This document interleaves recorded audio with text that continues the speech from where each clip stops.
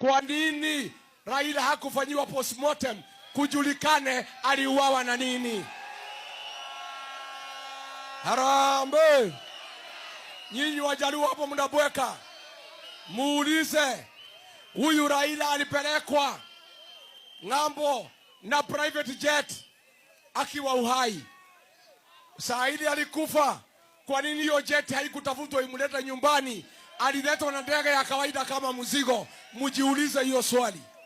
Nyinyi watu ya Jaluo mujiulize, kwa nini Junet Mohamed na Wanga na Oburu walikataa kuenda kuchukua mwili ya Raila, wakabaki hapa kuuza ODM kwa William Ruto kama Raila hajazikwa?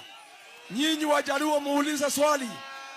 Ni lini mila na desturi ya Wajaluo imekuwaje mtu mali yake imegawa kabla hajazikwa na hajafikishwa nyumbani? Mimi nimeona yule mama anaitwa Suluhu, yule gavana wa Homa Bay, akisema ati Rais Uhuru Kenyatta hakusaidia Raila. Tangu zamani Raila alitafuta kula hapa mlimani hajapata, lakini Rais Uhuru Kenyatta alimsaidia watu ya mlima wakampatia 1.3 million votes, kitu haijafanyika tangu zamani. Hata wewe Gladys Wanga Homa Bay ulipata kura mingi kuliko Raila, hukusaidia Raila, alisaidiwa hapa mlimani.